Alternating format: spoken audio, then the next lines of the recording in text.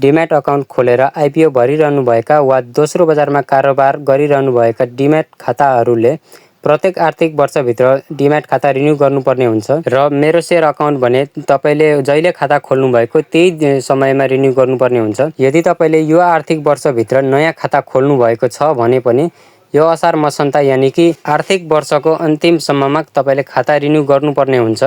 यदि यो आर्थिक वर्षभित्र तपाईको खाता रिन्यू नभएमा तपाईको अकाउन्टमा भएको सेयरहरू फ्रिज हुन्छ र तपाईको अकाउन्ट पनि फ्रिज हुन्छ, जसको कारणले तपाईको सेयरहरू बेच्न पनि मिल्दैन र तपाईले कुनै पनि आइपिओहरू भर्न मिल्दैन। र आजको भिडियोमा म तपाईलाई आफ्नै फोनबाट डिम्याट अकाउन्ट कसरी रिन्यू गर्ने भनेर पुरा प्रोसेस सिकाउने छु। भिडियोलाई अन्तिमसम्म हेर्न नभुल्नु होला र च्यानललाई सब्स्क्राइब गरी बेल आइकनलाई अलमा क्लिक गर्न नभुल्नु होला आगामी यस्तै अपडेटहरूका लागि। सबैभन्दा पहिले फोनको स्क्रिनतिर जाउँ। डिम्याट या मेरो सेयर रिन्यू गर्नको लागि सबैभन्दा पहिले मेरो सेयर एप्लिकेसनलाई ओपन गर्ने। एप ओपन भइसकेपछि यहाँनिर आफ्नो आइडी पासवर्ड हालेर लगइन गर्ने। खोल्नेबित्तिकै यस्तो इन्टरफेस आउँछ। त्यसपछि माथि यो मान्छेको प्रोफाइल जस्तो भएको आइकनमा क्लिक गर्ने। अब यहाँनिर रिन्यू अकाउन्ट भनेर लेखिरहेको छ। यहाँ मेरो अकाउन्टको चाहिँ रिन्यू गर्ने बेला भइसकेको छ र रिन्यू अकाउन्टमा क्लिक गर्ने।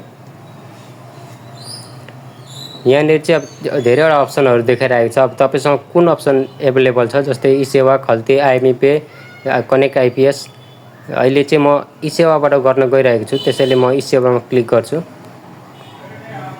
अब यहाँनिर तपाईले मेरो सेयर मात्रै गर्ने कि डिम्याट मात्रै गर्ने त्यही अनुसार सिलेक्ट गर्नुपर्ने हुन्छ। जस्तै यहाँ मेरो सेयर भयो, यो मेरो सेयर मात्रै गर्ने भए, डिम्याट मात्रै गर्ने भए डिम्याटमा क्लिक गर्नु पर्यो। म चाहिँ अहिले दुईटै गर्न गइरहेको छु रिन्यू। यहाँ कति वर्षको लागि गर्ने भनेर यहाँ वर्ष दिएको हुन्छ। अब यहाँ वर्ष आफूले सिलेक्ट गर्ने। म अहिले 1 वर्षको लागि गर्न गइरहेको छु। यसमा गएर तल गएर प्रोसिडमा क्लिक गर्ने। यहाँनिर तपाईको ई सेवा आइडी र एमपिन हाल्नु भनेर भनेको छ। यहाँनिर आफ्नो आइडी लगइन गर्ने।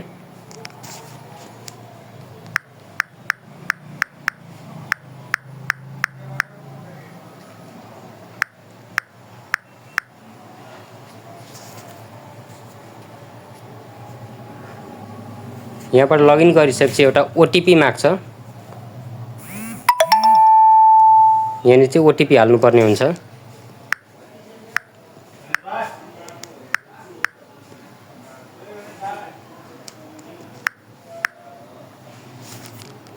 ओटिपी हालेर भेरिफाईमा क्लिक गरिदिनुपर्छ।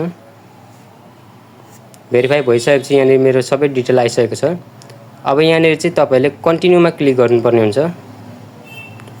अब तपाईले केबाट पेमेन्ट गर्ने हो यहाँनिर लेखेको छ। ई सेवामा लिङ्क भएको बैंक अकाउन्टबाट गर्ने हो कि ई सेवाबाटै गर्ने भनेर भनेको हुन्छ। हामी चाहिँ डाइरेक्ट ई सेवाबाट गर्ने हो।